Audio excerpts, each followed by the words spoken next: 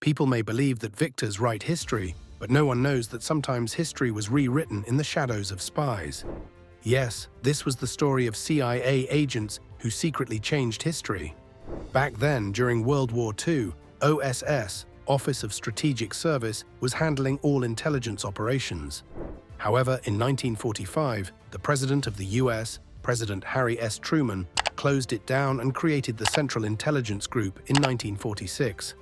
It was the time when the Cold War intensified, so the CIA was officially established in 1947 under the National Security Act, led by the Director of the Central Intelligence.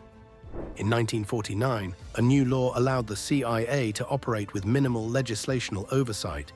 But how did it become a key tool in US foreign policy? Why did the CIA orchestrate a coup in Iran in 1953? How did the CIA agents get involved in the pay of big invasions? There are so many questions. The answers are hidden in the book of history. So, let's discover together how the CIA secretly changed history and what struggles they tackled in between. So how did the CIA play a vital role in US foreign policy? In 1950, with the use of psychological tactics and supported coups, the CIA played a vital role in countering communism. It is responsible for gathering and analyzing information on foreign countries and identifying potential threats. So this information helped the US government to make informed decisions regarding national security. The CIA also helped to establish intelligence services in other countries and trained and supported foreign organizations. Overall, with the help of these spying agents, the US government anticipates and responds to threats to US security and also makes decisions about foreign policy. So it was more like a government agency that provided objective intelligence on foreign countries and global issues to the President, the National Security Council, and other policymakers that allowed them to make security measures. But why did the CIA orchestrate a coup in Iran in 1953? In 1951, Mohammad Mossadegh, a leader of the National Front, became Iran's prime minister. He nationalized the Anglo Oil Company, which had been controlled by the British. British responded with a naval blockade and shutting down oil production in Iran. This led to crises in the region as Iran lacked skilled workers to operate the refineries, which made the situation worse. In 1952, when Shah refused to approve Mossadegh's choice for Minister of War, he resigned in protest. Massive protests forced Shah to give up, and Mossadegh returned to power. Then, he replaced military leaders loyal to the Shah with his supporters and extended his emergency power twice. In 1953, he dissolved parliament and took full control, prompting the Shah to dismiss him. Mossadegh resisted, leading to a standoff, and the Shah ran away from Iran. The US and British, fearing of Mossadegh's growing power, launched Operation Ajax under CIA Director Allen Dulles. The CIA, led on the ground by Kermit Roosevelt Jr., worked to remove Mossadegh and bring back the Shah to power. Initially, their plan failed as Mossadegh's supporters protected him. But then the CIA paid protesters to act like communists and vandalize symbols of the Shah, sparking public anger. On the 19th of August, riots broke out, and the crowd attacked Mossadegh's house. He ran away but was arrested, bringing his rule to an end. So what happened when the Shah came back to power? After Shah back to power in Iran, the CIA Director Allen Dulles believed the agency had successfully influenced the country to align with the West. This led to planning for Operation PB Success, a mission to remove Guatemalan President Jacobo Arbenz. However, the plan was exposed when a CIA agent accidentally left documents about the coup in a Guatemalan city hotel room, and the newspaper reported it. Guatemala had undergone a revolution between 1944 and 1954 that removed the US-backed dictator Jorge Ubico and established a democratic government. The new government introduced new reformations of land to provide for the land-poor farmers, but this threatened the United Fruit Company, a powerful US corporation. The company convinced the US government to view these reforms as communist, leading to CIA intervention. On June 18, 1954, Carlos Castillo Armas, trained and armed by the CIA, led 480 men into Guatemala from Honduras. The CIA also launched a propaganda campaign, broadcasting false claims that the Armas' forces were winning. On June 25th, a CIA plane bombed Guatemala City's oil reserves.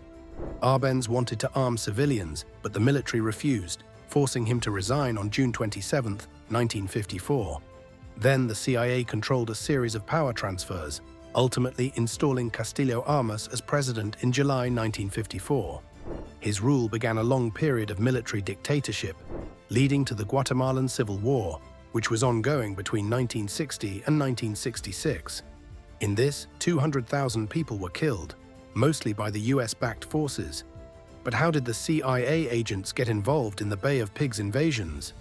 The CIA initially welcomed Fidel Castro, hoping he would lead the government in a friendly, democratic way.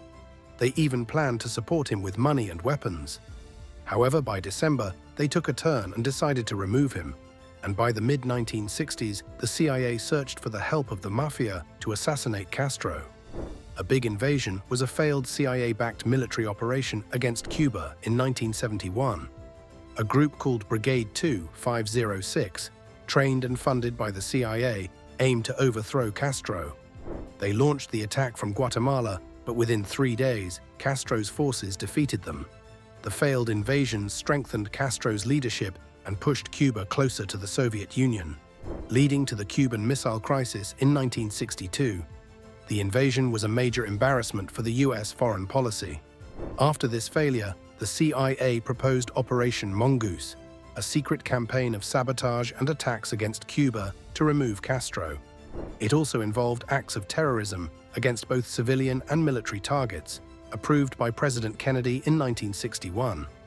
The CIA set up a base codenamed JMWAVE at a former naval facility on the University of Miami campus.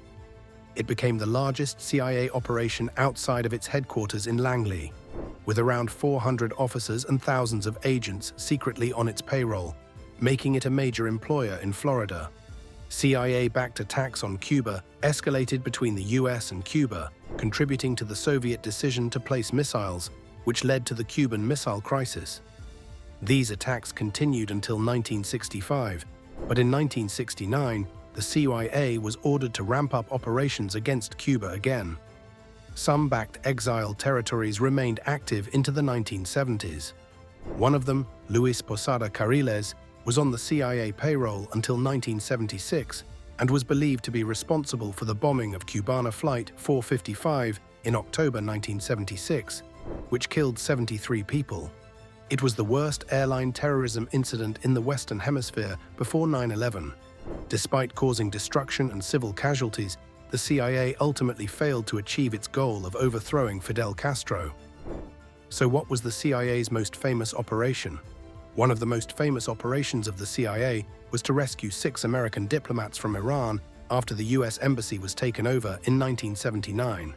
This was revealed years ago, and with the inspiration of this operation, the movie was also made, named Argo. However, a key detail was still kept as a secret. In this operation, 2 CIA agents were involved, in which the second agent was still a secret, while the CIA revealed the first agent's name, Ed Johnson.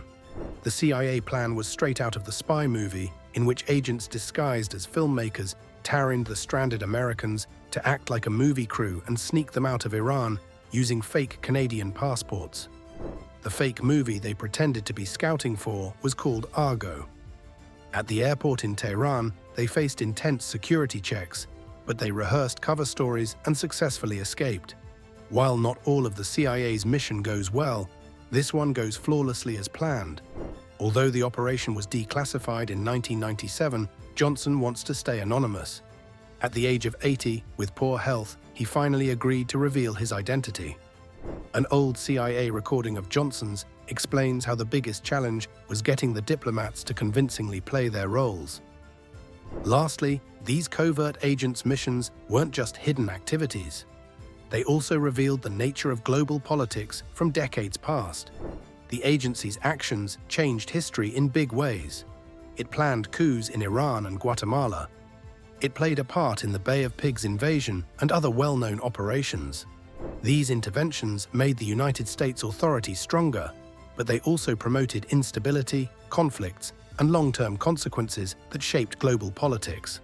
The Central Intelligence Agency also helped many governments to to be replaced by dictatorships that led to civil war, human rights abuse, and well-developed hate against foreign interference. Yet these actions also made the Cold War narrative stronger, protecting the interests of the United States and expanding its global impact. But how different would the situation be today if these secret operations had never taken place? Would the nations have succeeded under democracy, promoting stability and economic growth?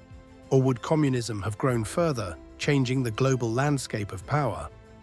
The history of these secret agents remains a potent reminder that behind any political development, unnoticed forces may have worked to steer events that the public, unaware, could observe only in retrospect as bystanders. These hidden operations had affected governments, the development of the economy of the country, and international relations in a way that we never learned all the story of them. Many thought these operations vital to national security, but others perceived them as an abuse of power and undermining democracy. So do let us know what you think about this in the comments.